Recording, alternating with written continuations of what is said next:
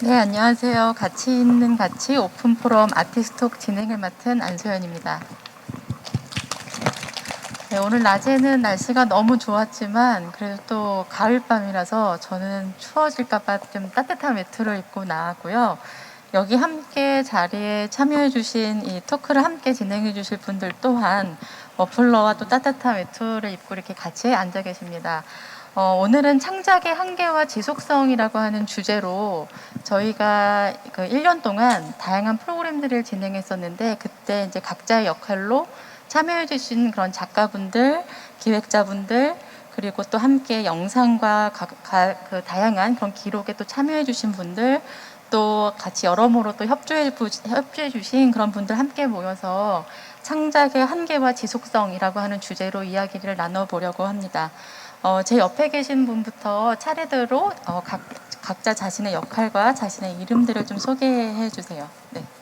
네, 안녕하세요. 저는 2017년도부터 2019년도까지 프로젝트 A에서 멘토를 했던 활동을 했고요. 그리고 이번에 공동창작 워크숍에서 한승민 작가 멘토로 같이 활동을 한 그림 그리는 미술치료사 정경입니다. 반갑습니다. 저는 공동창작 워크숍에 참여했던 공연예술하는 정지혜입니다. 네, 안녕하세요. 저는 장애, 비장애 예술인 공동창작 워크숍 스테레오 비전을 함께 기획한 송고은입니다. 네, 저는 신현진이라고 하고요. 이번 프로젝트에서 이제 라이스 브링 시스터즈 클럽의 멤버로 이제 저희 기록자로 작업을 했습니다. 네, 안녕하세요. 저도 라이스 브링 시스터즈 클럽의 두 번째 유소윤입니다. 반갑습니다. 네, 안녕하세요. 저는 세 번째 손혜민입니다. 반갑습니다. 네, 저는 이번에 11기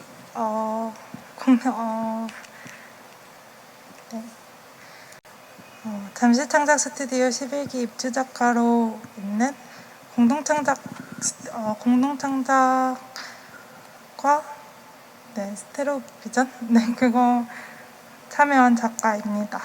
박찬별입니다. 네.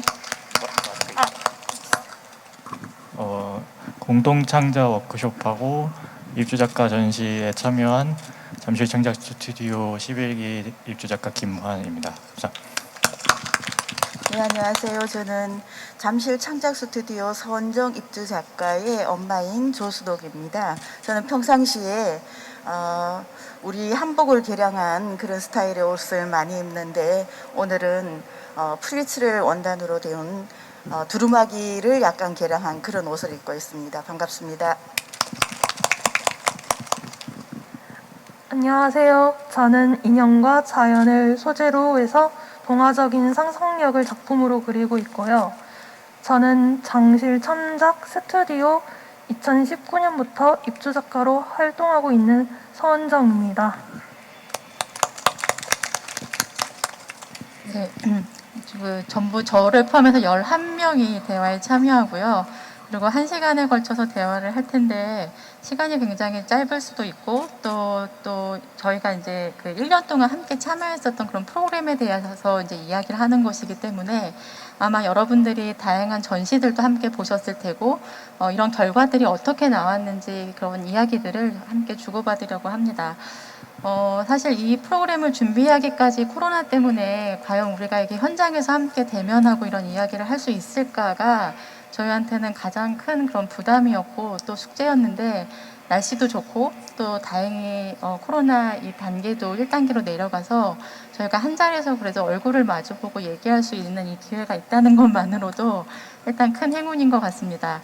그러니까 그런 코로나 사태 때문에 사실 저희한테 되게 생소한 그런 일들이 되게 많이 벌어졌어요. 그러니까 특히 우리의 어떤 예술의 가능성이라든지 예술의 가치라든지 이런 것들에 대한 한계들도 굉장히 많았고 그게 또 우리한테 장애로 다가오는 그런 지점들도 있었고 또 그거에 대응해서 다양한 작은 연대 같은 것들도 이루어졌고 또 다양한 예술의 가치에 대해서 다시 질문하는 그런 자리들도 생겼던 걸로 제가 기억을 해요. 그래서 저희도 지금 이 자리에서 시간은 짧지만 함께 같은 시간들을 보내오면서 경험했었던 그런 크고 작은 연대와 그리고 또 거기에서 예술의 어떤 가치들과 창작의 가능성들 뭐 이런 이야기들을 좀 나눠보려고 하는데 거창한 이야기는 아니고 저희가 프로그램 참여하면서 나누었던 그런 경험들을 공유하는 그런 자리가 되기를 바라겠습니다. 그럼 일단 첫 번째 질문은 저희 그 공동창작 워크숍이라고 하는 프로그램이 있어요. 정기적으로 매년 있는 프로그램인데 이번에 거기 참여하셨던 그런 작가와 또 큐레이터를 이 자리에 함께 초청을 했거든요. 송고은 큐레이터가 프로그램에 대해서 소개를 좀 해주시고 그리고 참여하셨던 분들께서 이 장애, 비장애 예술가들의 협업이라고 하는 그 과제가 주어졌기 때문에 그런 그 과제가 이제 이 팀 안에서 어떻게 작동했는지, 어떻게 기능했는지, 또 어떤 생각들을 만들어냈는지, 뭐 이런 좀 여러 가지 구체적인 경험들을 함께 이야기해 주셨으면 합니다. 네. 네, 우선 이번에 공동창작 워크숍은 사실 두 번째를 맞이하고 있어요. 작년에 이제 처음 시작됐는데 올해는 저희가 코로나가 올 줄 모르고 꽤 많은 참여 예술인과 함께 하면서 그 그룹들도 매우 다양했는데 사실 코로나 때문에 저희가 미리 모든 참여 예술가들에게 선발을 받고 그리고 저희가 직접 그 그룹들을 매칭해야만 하는 그런 상황들이 있었어요. 그렇게 매칭을 하게 되다 보니까 이 공동창작 워크숍이 그냥 단순히 작가분들의 어떤 각각의 흥미에 맞춰서 자연스러운 협업이 이루어지기보다는 좀 더 세밀하고 되게 구체적인 구조와 그리고 그 협업의 대화와 방식들을 관찰하고 기록하는 부분들이 되게 중요하다고 생각해서 그것들을 스테레오 비전이라는 그런 하나의 구조를 빗대어서 저는 이번에 기획을 했고요. 옆에 계신 라이스브러링 시스터즈 클럽에서 앞서서 말씀드린 그런 대화를 기록하고 또 좀 더 적극적으로 매개하는 그런 역할들을 맡아주셨어요. 그리고 또 이렇게 옆에 참여해주신 작가님이 계신데 그런 것들이 정말 스테레오 비전이 잘 작동됐는지는 우리가 좀 더 오늘 얘기를 하면서 나눠볼 수 있을 것 같습니다. 네, 지금 말씀해 주신 것처럼 이게 굉장히 복합적인 그런 구조로 작동을 한 그런 프로그램이고요. 공모를 받을 때 이 사업의 타이틀이 장애, 비장애 예술가들의 공동창작 워크숍이라고 하는 그런 그 과제가 주어진 되게 구체적인 그런 사업이었었어요. 그래서 예술가들의 그런 장애, 비장애를 어떤 기준으로 하는 그런 구분이 너무 명확하다 보니까 거기에 대해서 아마 각자가 생각하는 부분도 되게 많았을 거고 프로그램에 참여하면서도 되게 많은 어떤 그런 그 전환들이 있었을 거라고 생각하는데 제가 지금 눈으로 마주치고 있는 김한 작가님이 사실 이 프로그램에 2년간 지속적으로 참여를 해 오셨죠. 네, 그래서 아마 좀 남다른 그런 경험들도 있을 테고 또 좀 얘기해 주실 부분들이 많을 것 같아요.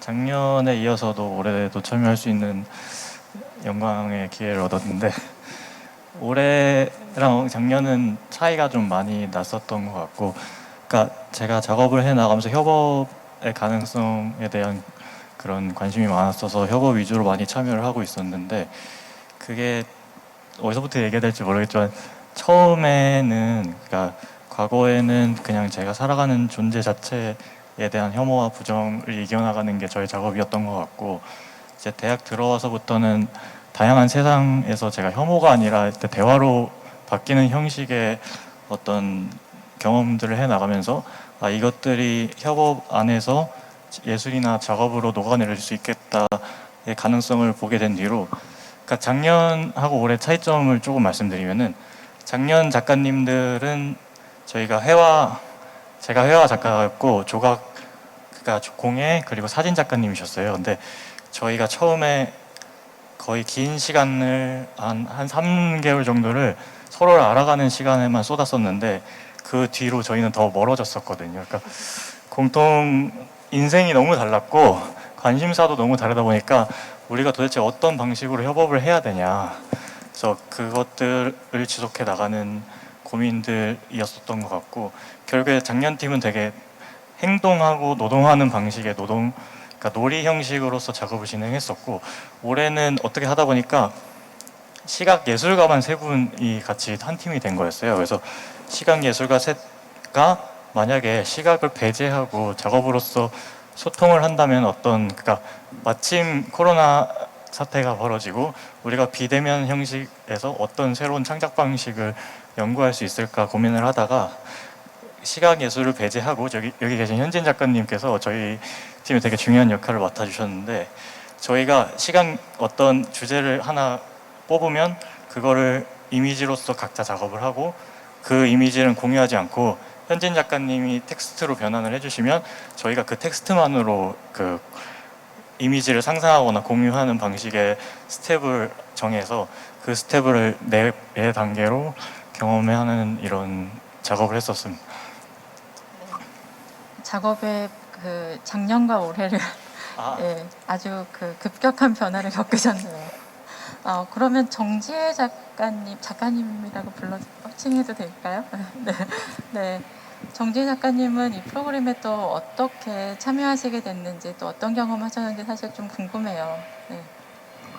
사실 제가 지금 무용센터에서 레지던시에 이제 끝났지만 올해 했는데, 무용센터에서 이런 프로그램이 있다고 저에게 보내주셨어요. 지원서랑 내용이랑.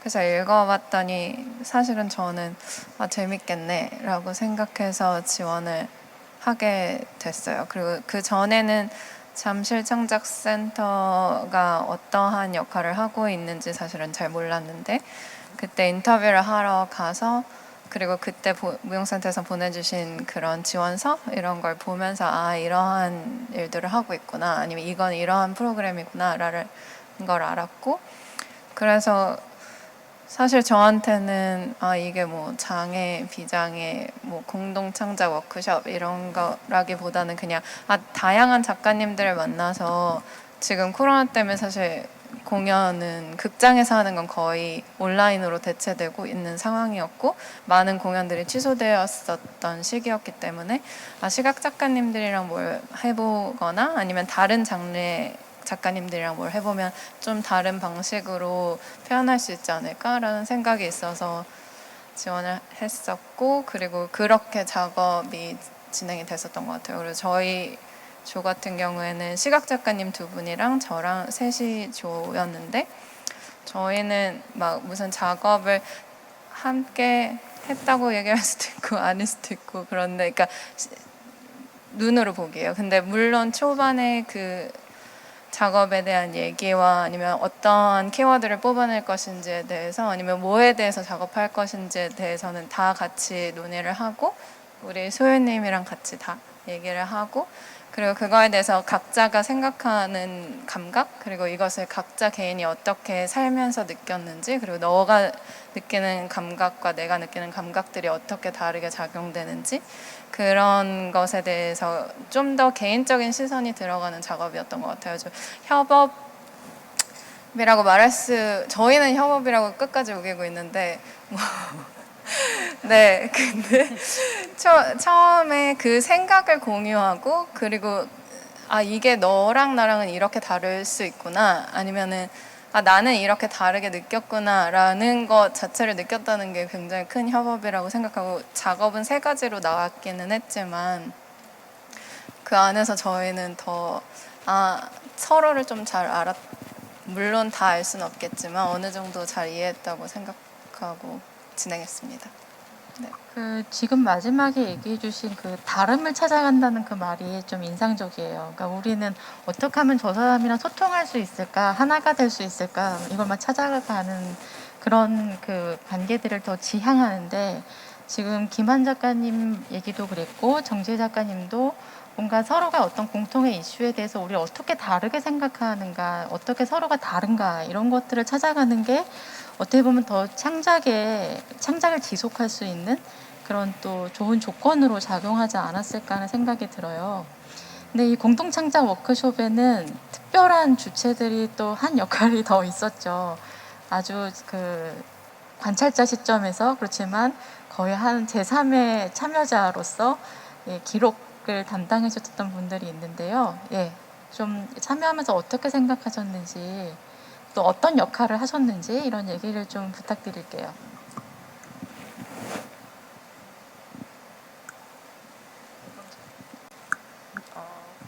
저희는 이제 라이스브루잉 시스터즈 클럽은 이제 발효를 매개로 작업을 하는 콜렉티브인데 이제 이한범님이라는 이제 편집자님의 소개로 이 프로젝트에 함께하게 됐어요. 그래서 저희는 이제 3명이고 팀은 이제 4팀인데 그래서 한범님과 같이 한 명이 각각 한 팀에 들어가서 주제에 대한 이야기를 나누는 시간이랑 창작 제작 기간이랑 다 함께 하면서 기록을 하는 위치이긴 했지만 사실은 그 기록이라는 단어의 뜻에 대해서 되게 생각을 많이 해보게 되는 시간이었던 것 같은데 우선 이 프로젝트에 대한 기록을 어떻게 해야 할 것인가 그리고 우리가 관찰자라는 입장에서 들어가는데 관찰이라는 것은 또 어떻게 해야 하며 협업의 주제에서 들어왔을 때 또 어떠한 관찰과 기록이 또 어떤 식으로 굴절될 수 있을까 이런 것에 대해서 생각을 참 많이 해봤던 시기였던 것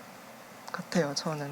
그래서 이제 저 같은 경우에는 이제 각각의 팀에 참여했기 때문에 이제 각자 말씀을 해주시면 좋을 것 같긴 하지만 저는 이제 지혜 작가님과 전보경 작가님, 김은설 작가님과 함께 참여를 했는데 저희는 간단히 말하면 소리와 진동에서 먼저 시작을 했어요. 그래서 이제 각자가 소리에 대해서 어떻게 느끼고 그 소리가 진동이라는 것으로 또 어떻게 굴절되고 그것을 각자가 또 함께 어떻게 해석해 나가는지에 대한 대화의 시간이 굉장히 길었던 것 같아요.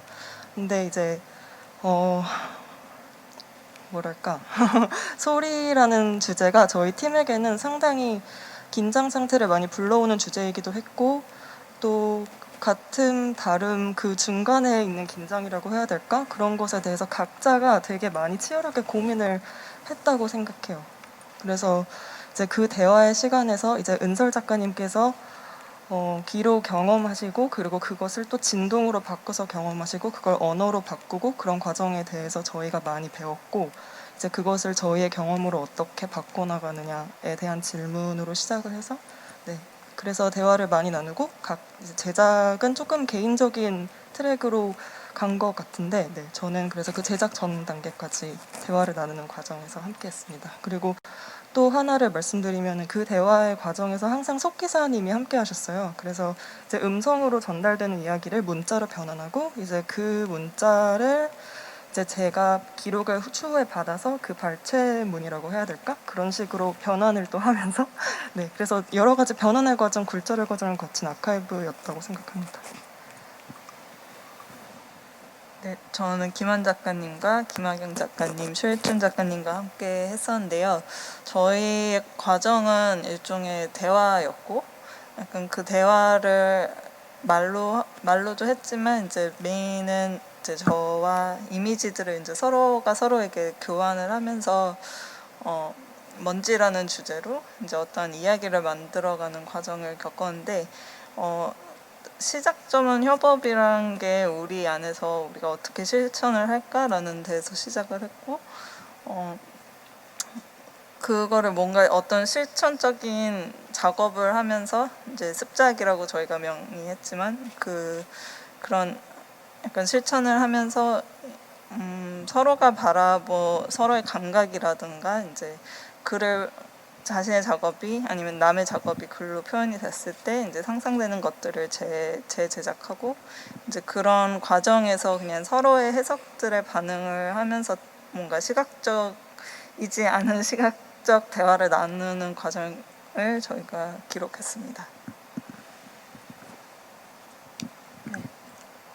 저는 조영주 작가님, 이민경 작가님 그리고 한승민 작가님이 속한 팀의 기록자로서 같이 이제 활동을 했는데 저희 팀 같은 경우에는 그 처음에 새 작가님이 접속하는 지점을 찾는 게 굉장히 힘들고 굉장히 어려운 과정들을 거쳤다고 이제 관찰이 됐는데 그 새 작가님이 각각 관심사도 뭐 어느 팀이나 마찬가지겠지만 달랐지만 또 특수하게 어떤 장애가 그런 것들을 원활하게 소통하지 못하는 부분들이 있었기 때문에 이제 그 부분을 어떻게 해결 혹은 소통할 수 있는지에 대해서 그 새 작가님이 굉장히 고심을 많이 했고 그 고심하는 과정에서 사실은 그 고심하는 것을 해결할 수 있는 방법은 멘토를 초청을 한다던가 아니면 그 대화를 원활할 수 있게 다른 그 작가님들의 그 관계 말고 다른 관계들을 초청해서 이 소통을 원활하게 할 수 있는 방법들을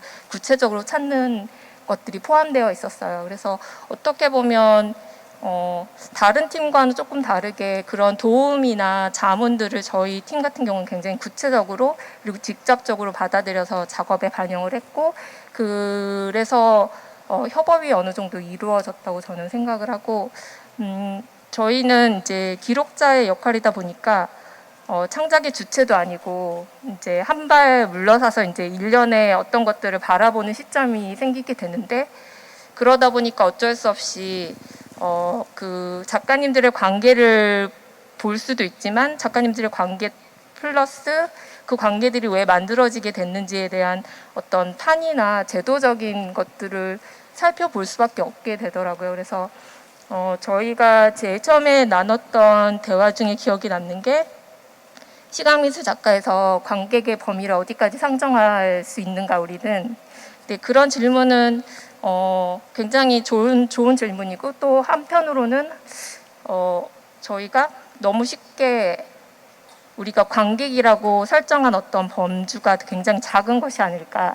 그리고 그 작은 범주를 뭔가 그 허용할 수 있게, 억세스할 수 있게 할 수 있는 방법들을 좀 더 적극적으로 찾아야 되지 않을까라는 이제 생각들을 좀 많이 하게 됐고, 이번 프로젝트를 하면서.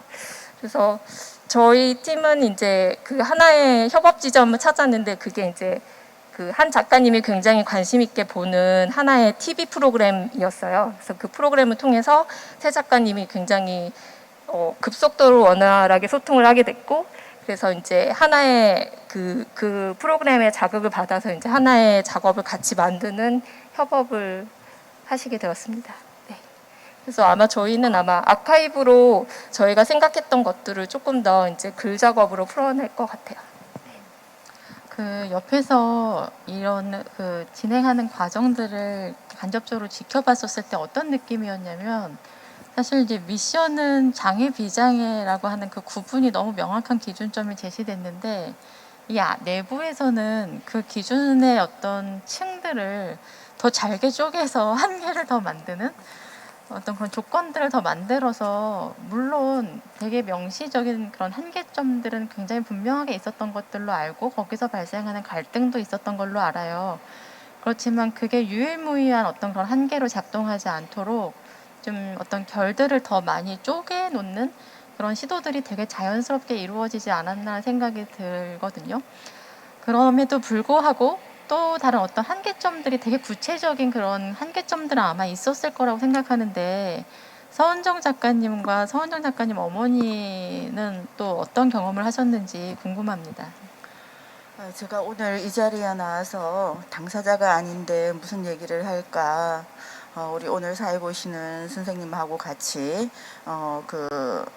좀 쟁점이 될 수 있는 부분을 말씀을 주셔서 준비를 사실은 해왔습니다. 그런데 오늘 우리 이 자리에 참석하신 분들이 얘기들을 경청을 하면서 다 집어치우고요. 제가 말씀을 드리고 싶은 얘기는, 저는 장애 자녀를 키우는 엄마로서 갑자기 진단을 받고 장애인 나라에 불시착해서 빨리 내 딸이 성인이 되었을 때 이렇게 분리되지 않고 사회에 이렇게 통합이 되어서 집에만 있지 않고, 그리고 사회에 나아가서 국가에 세금을 내고 살 수 있는 한 시민으로 자라게 할 수 있는 방법이 뭐가 있을까를 고민을 했습니다. 그래서 우리나라의 특수교육을 이끌어가고 있다는 유명한 선생님들을 찾아다니고 얘기를 했을 때, 그 선생님이 뭐라고 말씀하셨는가 하면, 어머니, 모든 선생님들을, 어머님을 지금 대놓고 말은 못하지만 욕심이 가하다고 다 말하고 있다.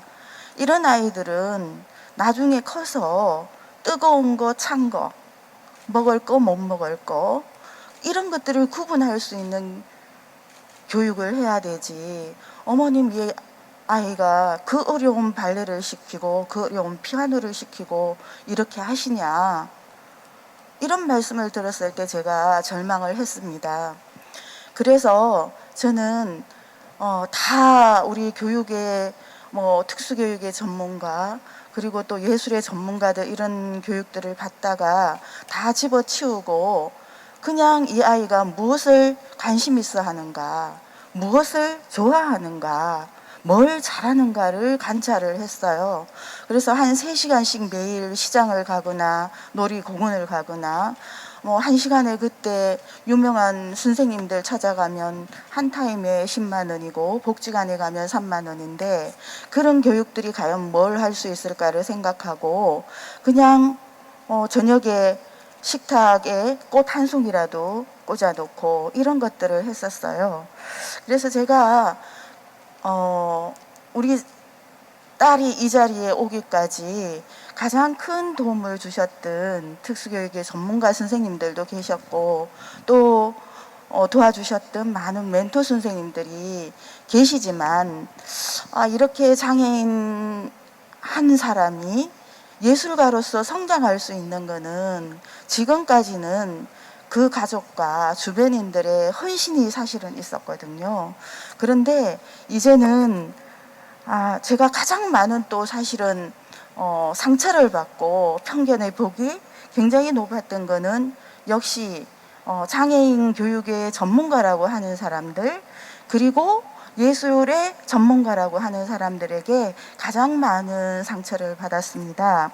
우리나라가 88년 올림픽 이후에 이제 장애인이 사회에 조금 나오고 이렇게 신체적인 장애가 있는 사람들을 이렇게 좀 시설을 편리하게 가꾸고 또 이렇게 사람들이 사회에 나왔을 때 우리가 장애인이 같이 사는 사회를 만들어야 된다는 그런 편견의 인식은 지금 많이 사라진 것 같습니다. 그런데 여전히 정신적으로 또 정서적으로 지적으로 이렇게 장애인들은 정말 이 장애인들이 예술가로 성장할 수도 있고 또 어떤 발달장애 학생은 영어 사전을 한 권을 통째로 외우는 장애인도 있거든요. 과학을 너무 좋아하는 장애인도 있습니다. 이러한 사람들이 그 자기가 좋아하고 발전의 영역이 있는 부분들을 어떻게 이 인류 사회에 정말 이바지할 수 있는 사람으로 성장케 할 것인가에 대한 신체적인 장애가 아닌 이런 지적인 장애가 있는 사람들에 대한 우리가 어떻게 교육적으로 접근해야 되고 하는 것들은 좀 적은 것 같습니다. 그래서 여기에 우리 예술가의 전문가분들 많이 오셨을 줄로 생각이 되는데 그 해답은 바로 저는 장애와 비장애의 이 협력 교수 우리 딸을 제가 투쟁을 해서 대학까지 가게 됐는데요.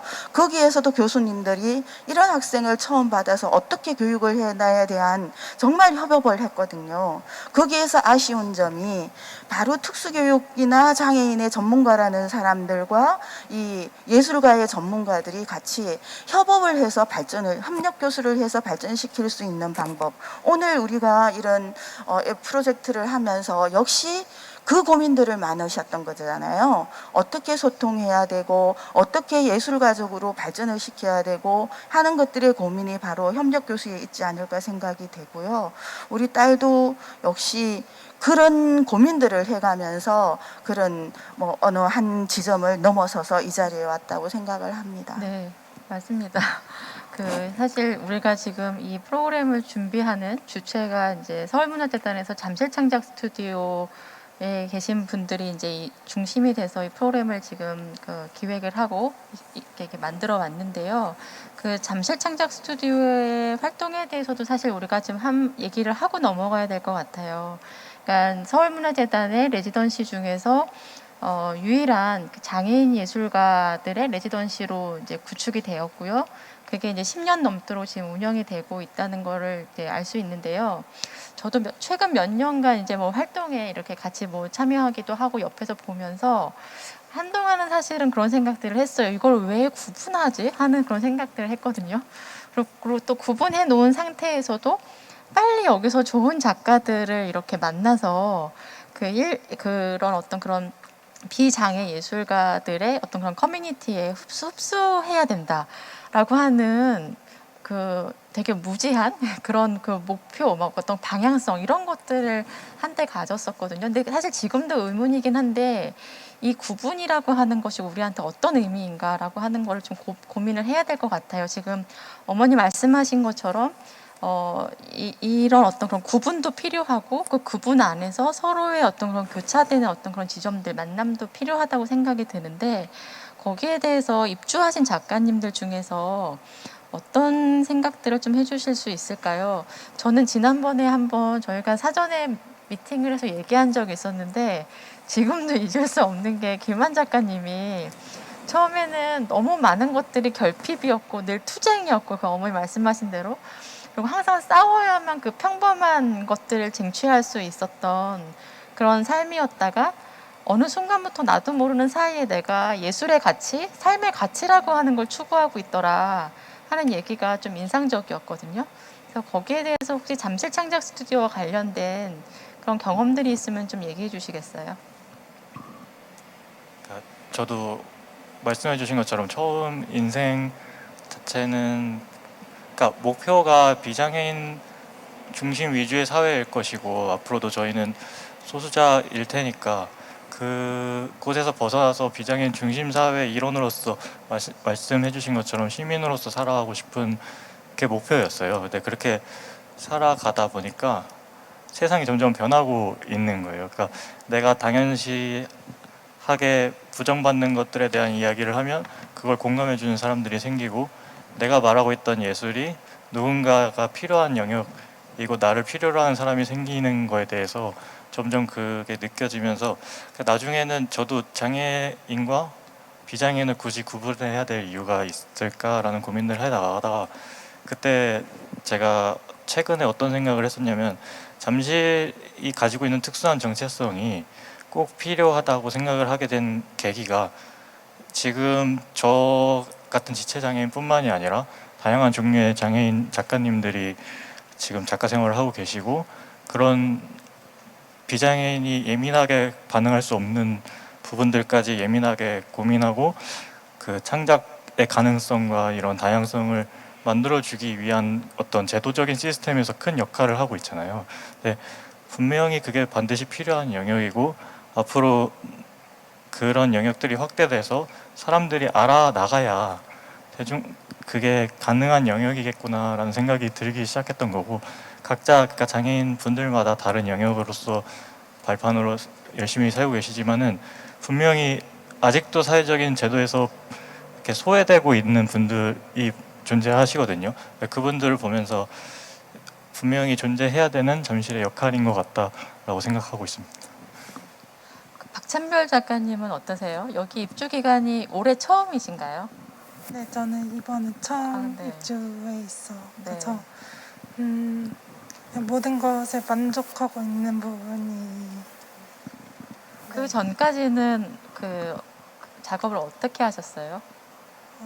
우선 대학교 실기실에서 많이 그냥 작업을 했었고 그 대학교를 졸업하고 후에는 작업실 자체가 필요해서 하지 못했었던 그래서 더 들어오고 싶었던 스튜디오였어요. 그럼 올해는 잠실 창작 스튜디오 입주도 하셨고 공동 창작 그 워크숍에도 참여를 하셨는데 네. 그 두 가지를 함께 경험하시면서 좀 어떤 생각들을 하시게 됐는지 좀 궁금해요. 그냥 처음 도전하는 거였고 저가 혼자 하는 작업은 언제든 할 수 있지만 다른 분들과 협업하는 일들은 되게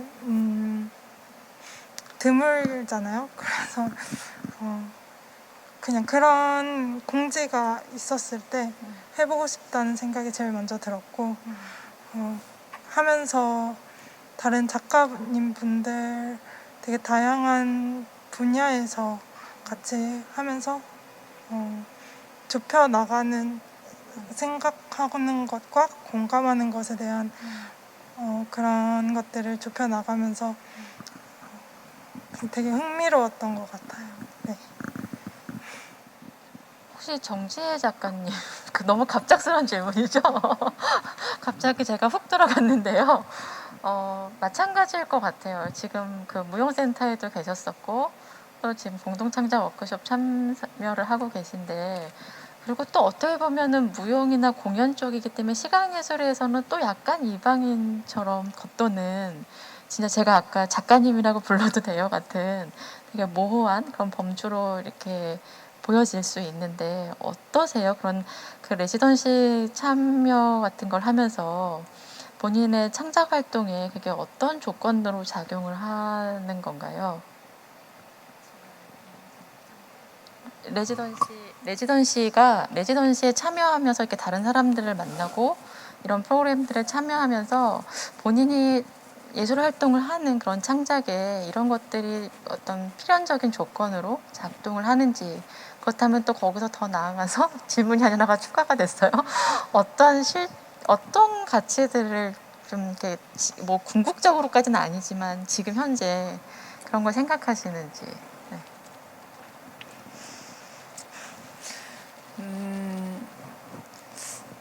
사실 요즘에 이상하게 올해는 미술관에서 공연을 많이 했어요. 그래서 시각 분야에서 퍼포먼스를 이렇게 안고 있는 이 시점에서 제가 되게 이방인이다 아니면은 되게 다른 사람이다 다른 것을 하려고 하는 사람이다라고 사실 크게 느끼지는 못하는 것 같아요. 어찌됐든 작가님들이 하고자 한 흥미로운 지점을 발견하고 그거를 자신만의 생각과 방법으로 표현하시는 거는 같은 지점이라고 생각하거든요. 그리고 이번에 공동창작 워크숍을 할 때도 사실 처음 참여했던 것도 그렇고 그거 할 때도 그렇고 사실은 저한테 막 장애 비장애 별로 중요하지 않았고 그냥 이 사람들은 어떤 사람들이지? 나랑 같이 작업하는 사람들은 어떤 사람들이지? 무슨 백그라운드가 있고 어떠한 경험들을 했고 그 사람들이 그 경험을 바탕으로 하고 싶은 얘기는 뭐지? 그럼 우리가 같이 다 다른 백그라운드를 가진 사람이 공통으로 하고 싶어 하는 얘기는 뭐지? 약간 처음에 소연님이 얘기하셨던 것처럼 그 접점을 찾는 것도 쉽지 않았지만 약간 그 접점을 찾으면서 되게 많은 얘기를 했던 것들이 흥미로웠던 것 같고 그리고 저는 사실 이거 하면서 작가란 소리를 너무 많이 들어가지고 그 전에 작가란 소리를 못 들었는데 근데 작가님들 다 다른 생각을 갖고 있고 이거를 내가 어떻게 받아들이고 그러면 나는 그거에서 또 어떤 생각으로 뻗어나갈 수 있는지 그런 지점이 제가 앞으로도 뭐 활동을 하면서 다양한 어스펙트를 볼 수 있는 그런 지점에 도움이 많이 되는 것 같아요. 네. 그러니까 이런 레지던시나 여러 그 만남의 그 장들이 사실 굉장히 많은 창작의 조건이 되기도 하고 또 어떤 예술의 실천의 동력이 되기도 하는 건 사실이에요. 다만 이 기회가 누구에게나 동일하게 없다는 게 사실 가장 큰 문제이기도 하고 한계이기도 하죠. 그래서 정말 우리 그 프로그램 중에서는 프로젝트 A라는 프로그램이 있고 거기서 다양한 만남들을 또 그 주선해주고 또 어떤 그런 제도적인 교육기관에서 감당할 수 없는 그런 또 교육의 프로그램들을 모색하는 그런 장치들이 조금 시도되고 있는데요. 거기에서 또 이제 멘토 역할을 많이 해주셨고 또 프로그램도 진행을 해주셨던 정경희 선생님도 계시고 또 이제 그런 것들을 그런 교육 문제에 또 관심이 있는 서은정 작가님과 어머니의 의견도 사실 좀 궁금하기도 한데요. 일단 정경희 선생님 뭐 정말 너무 밑도 끝도 없는 질문이긴 한데 그런 미술 교육 그리고 단순한 어떤 멘토와 멘티의 그런 만남 이런 것들이 여전히 굉장히 1차적인 단계에 머물러 있는 한계가 있기도 하지만 반드시 또 해야만 하는 그런 또 필요성도 있기도 해요. 그래서 어떤 경험들을 하시는지 또 거기에 대해서 또 어떤 생각들을 전개해 나가시는지 네, 좀 듣고 싶습니다. 네, 사실 지금 우리나라에 그렇게 여기저기서 일단은 이루어지고 있는 프로젝트들이 꽤 많이 있어요. 그래서 반가운 소리기도 한데 반면에 그 지속성에 대해서 가장 큰 문제로 다들 이야기를 하고 있어요. 그래서 프로젝트 A 같은 경우도 5개월 동안 멘토랑 멘티가 만나는 작업인데요. 5개월이 지난 뒤에 5개월이 다가갈수록 어머님들은 훨씬 더 불안해하셨거든요. 그래서 5개월이 지난 뒤에 이 아이들을 어떻게 해야 하느냐라는 고민들, 그리고 그런 고민들이 결국은 경제적인 부분하고도 연결되고 지원이 돼야 되는데 그런 지원이 안 돼서 이루어질 수 없는 프로젝트의 한계, 뭐 그런 것들이 좀 아쉬움이 있었는데, 사실 지금도 그래서 그 어머님들이 개인적으로 이제 연락들을 주세요. 이 아이가 미술에 이렇게 흥미가 많고 이렇게 미술에 좀 재능이 있는 그런 예술가로 좀 키우고 싶은데 그럼 어떻게 해야 됩니까? 어디 가서 가르쳐야 돼요? 무엇을 가르쳐야 돼요? 하면서 되게 고민을 많이 하시고 그러는데, 결과적으로는 지금 당장 지속적인 지원이 안 된다면은 저는 좀 필요한 제도는 어머님들께 어떻게 교육을 계속 해주셔야 하는지, 어떤 방법들이 있는지 어머님들께 교육을 해드리고 어머님들께 정보를 드리고, 어머님들이 가장 주 보호자시고 그렇기 때문에 어머님들을 위한 프로그램도 필요하다고 생각해요. 지금 서은정 작가님 어머님도 혼자서 너무 고군분투 많이 하셨던 것 같은데요. 그 도움을 줄 수 있는 시스템이 이루어진다면 훨씬 더 좋을 것 같고, 그리고 시스템적인 부분에서는 제가 이번에 한승민 작가 공동창작 워크숍을 같이 하면서도 느꼈던 게, 사실 작가님들하고 만나서 작업하는 데 있어서는 전혀 문제가 없었고 너무 재미있었고요. 훨씬 더 정말 장애 비장애 그 경계를 못 느꼈는데, 오히려 형식적인 부분들, 뭐 보고서를 써야 된다거나, 언제까지 제출해야 된다거나 그런 부분이 있을 때 이제 장애 작가가 못하는 부분들이 생기면서 조금 문제점들이 생겼는데, 그걸 그래도 잠실 창작 스튜디오에서는 되게 유동성 있게 많은 지원을 해주셨어요. 근데 그게 그때 유동성 있는 지원이 아니고 체계화된 시스템이 있었으면 좋을 것 같아요. 그래서 이번 기회들로 다음번 준비할 때는 훨씬 더 체계화되고 조금 더 베이스가 좀 잡혀져 있는 상태에서 진행이 된다면 더 많은 작가들이 참여할 수 있을 것 같고요. 그리고 앞으로도 우리 이 비장애 장애 경계라는 게 뭐 사회 참여 같이 하고 장애 예술가들이 같이 참여하고 그런 얘기들이 많은데, 한 가지 저는 좀 다시 생각해 봐야 된다라는 거는, 참여라는 게 장애인들이 비장애의 사회로 참여한다라는 시스템이거든요, 저희 나라는.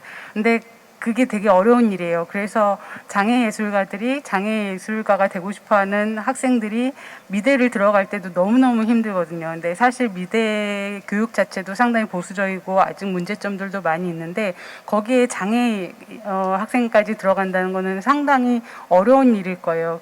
그래서 시스템이 비장애 시스템에 장애 시스템이 들어가야 될 필요는 없다고 생각해요. 그래서 각자 같이 만드는 시스템에서 조금 더 큰 틀에서 제도적으로 좀 변화가 있었으면 하는 바람입니다. 네. 그리고 지금 말씀해 주신 거에서 그 지속성의 문제가 사실 우리한테는 어느 분야건 또 어떤 공동체건 가장 큰 문제이고, 그게 사실 예술가 집단에서 가장 큰 문제이죠. 그 지속성의 문제는 개인이 끌고 가야 되는 문제고, 이걸 삶 속에서 얼마만큼 오래 버티는가의 문제이기 때문에 장애 비장애를 구분하는 어떤 그 안에서도 지속성의 화두는 가장 큰 문제이기도 하지만, 예술의 어떤 카테고리 안에서 우리 모두에게 또 주어진 그런 과제이기도 하다는 생각이 지금 좀 드네요. 그래서 그런 것들에 대한 좀 다양한 문제의식들, 그리고 함께 그런 것들을 좀 모색하는 그런 그 연대, 이런 것들이 이제 앞으로 좀 구체적인 그런 프로그램으로 좀 만들어져야 되지 않을까 하는 생각이 듭니다. 사실 지금 시간이 거의 5분밖에 안 남았고요. 질의도 받아야 되는데요. 혹시 좀 꼭 얘기해야 되는, 준비하고 오신 얘기가 혹시 있을까요? 마지막 마이크를 잡으실 분 한 분만 시간을 좀 간단하게 1분만 드리고요. 그 다음에 질의를 빨리 받도록 하겠습니다. 그리고 참고로 지금 그 유튜브로 유튜브로 시청하시는 분들도 게시판에 질문을 남기실 수 있으시거든요. 그래서 유튜브 게시판에 여러분들이 질문하실 분들은 같이 올려주시면 저희가 여기서 함께 답하는 시간을 갖도록 하겠습니다. 네. 예, 어제 이 시간에 이 자리에 포럼에서 우리는 장애인의 당사자를 어디까지 포함할 것인가에 대한 얘기들이 아주 오랫동안 오고 갔었습니다. 그래서 이제 장애인과 장애인 그 당사자뿐만이 아니라 장애인 당사자 범주를 이제 그 가족이나 정책을 하는 담당자들, 의사, 교사 모두를 포함하는 네트워크 모두가 동의하는 그런 당사자라는 얘기를 어제 나눈 적이 있었습니다. 어쨌든 제가 지향하는 그런 예술, 장애인 예술이라는 것이 비장애인 예술, 그러니까 현대 예술에서 확장된 장애인 당사자 그 범주 안에서 에이블 예술이 구분이 모호해지는 그런 것들을 저는 바라고 있습니다. 그래서 확장된 장애인 당사자 그 범주 안에서 장애인이 아니라 자연인으로서 한 사람으로서 자기 예술을 세계를 일반화된 이 사회 속에서 발전시킬 수 있는 그런 시스템을 오늘 이 자리에 계신 우리 전문가분들 그리고 여러 시민들께서 같이 고민하고 특별히 우리 잠실 창작 스튜디오의 서울문화재단이 국가의 책임자로서 그 역할을 좀 감당해 주셨으면 하는 바람을 드립니다. 네. 지금 아마 저희가 나눈 이 이야기들이 그런 상황들을 좀 직면해서 대응하고 또 경험하는 그런 되게 작은 그런 경험들이고 이게 함께 다양하게 공유되면서 아마 그런 지향점들을 갖게 되지 않을까 생각이 듭니다. 네, 실시간 질문이 하나 나왔고요. 이 질문에 대한 답변을 먼저 하고 그 다음에 현장 질의 받도록 하겠습니다. 협업 프로젝트를 위해서 얼마나 자주 만나셨는지 그리고 각자 시간이 안 맞는 경우는 어떻게 대처하셨는지를 간단하게 한 분이 좀 대표로 얘기해 주시겠어요? 송고은 큐레이터께서 얘기해 주시는 게 낫지 않을까요? 좀 많은 목격을 하셨을 것 같은데요. 목격이요. 네, 제가 목격담을 아마 매우 팀별로 사실 그 협업의 방식들이 매우 달랐어요. 앞서서 김한 작가님은 또 현진 작가님과 함께 이렇게 서로 비대면의 상황에서도 계속 교류하는 방식을 택하셨고 그래도 물리적으로 만나서 이런저런 이야기들을 나누는 시간은 너무 중요했기 때문에 그것들을 좀 수시로 많이 하려고 했지만 제가 봤을 때 아주 많이는 어렵지 않았나. 그렇지만 계속 꼭 이 협업을 위했다기보다요. 정말 각자의 생활을 나누고 또 어떠한 것에 관심을 가지는 것에 대해서 이야기 나누는 시간들 많이 가지셨던 것 같아요. 네. 네. 저 혹시 저희가 5분 정도 시간을 더 쓸 수 있을까요? 가능한가요? 네. 현장 질문을 받겠습니다. 네. 네, 반갑습니다. 오늘 이 공간 또 만남 이 모든 것들이 참 마음에 드는데요. 오늘 이야기 들으면서 좀 두 가지 궁금한 점이 있는데 하나는 처음에 이게 팀으로 서로 나눠져서 서로 알아가고 진행이 될 때 어려움들이 좀 있었다 이렇게 말씀하셨는데 제 생각에 그게 장애 비장애인이 만나서 그런 걸까? 아니면은 서로 다른 장르와 서로 다른 신념과 인생을 살았던 사람이 만났기 때문에 그런 걸까라는 질문이 든 거예요. 지금 말씀하셨던 것처럼 소통을 정말 서로 다른 사람들이 만나서 이해할 수 있을 정도로 정말 많이 한 거는 또 아닌 것 같아서 그거는 장애 비장애의 문제가 아닐까라는 생각이 들거든요. 그래서 다 장애인이거나 다 비장애인이어도 뭐 표현하는 방식 아니면 뭐 그런 내 삶의 그런 신념 이런 것 때문에 어려움이 생긴 게 아닐까 이런 질문이 있는데 그래서 연결해서 팀이 이렇게 나눠질 때 나는 이분들과 같이 하고 싶어요라고 팀이 나눠지는 과정에서 아티스트들이 참여했는가 그게 좀 궁금해요. 아니면은 그 어떤 뭐 이런 뭐 예산을 드리는 곳이나 네, 그거를 말씀드릴게요. 그리고 하나 더 짧게 말씀드릴게요. 하나 더는 그 정경희 그 멘토님 말씀해 주실 때 그 장애 아티스트들이 데드라인이나 보고서 작성할 때 어려움이 있다고 말씀하셨는데 제가 좀 잘 이해하고 싶어서 그 부분에 대해서 좀 보충 부탁드리겠습니다. 네, 저희 그 팀 구성하는 거는 그러니까 심사위원들이 선발하면서 그 자리에서 조직을 해줬어요. 일단 그게 여러 가지 장단점은 있는데 일단 이번엔 그렇게 운영이 됐고요. 그리고 제일 처음에 했었던 질문에 대해서는 저희가 사전에 함께 이제 이런 이야기들을 공유할 때 그런 이야기가 나왔는데 어떤 분께서 얘기해 주시겠어요? 근데 저 잠깐 그 선발 과정에 대해서 조금 더 얘기가 필요한 게 원래는 네트워크 파티처럼 이 프로젝트에 관심이 있는 분들이 한 자리에 모여서 서로가 정말 자연스럽게 팀을 구성하는 게 작년의 상황이었는데 올해는 그럴 수가 없어서 미리 이제 신청을 받아서 포트폴리오들을 올려두고 그 포트폴리오를 보시고 작가님들이 그래도 나는 이 작가님이랑 조금 더 하고 싶다라는 약간 지망을 받았어요. 그래서 그거에 이제 맞춰서 다른 이제 심사위원분들이랑 같이 정했습니다. 네. 그리고 또 그 작업하면서 겪었었던 다른 문제점들에 대해서도 얘기가 나왔었죠. 그러니까 맞아요. 뭐 세대 차이일 수도 있고요.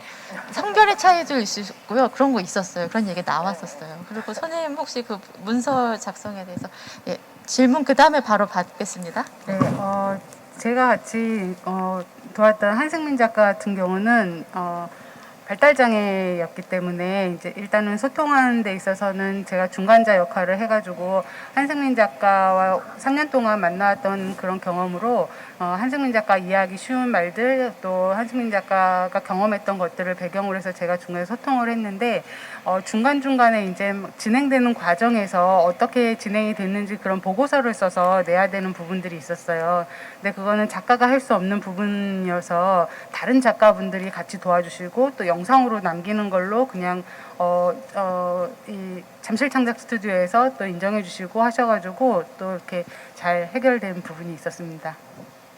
네, 질문 바로 받겠습니다. 저 앞자리에 앉아 계신. 저는 지적장애인이고 사회소설 전문으로 쓰려고 하는 걸 꿈꾸고 있는 사람인데요. 하나 궁금한 게 혹시 장애인 예술가로서 이렇게 뭐 어려운 점이나 뭐 이렇게 예술하면서 뿌듯했던 경험이 있으신지 궁금합니다. 네, 누가 답을 좀 해주실 수 있을까요?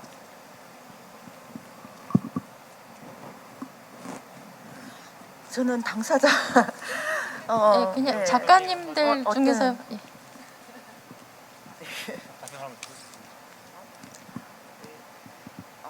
미술을 하면서 뿌듯했던 경우 어떤 게 있어요?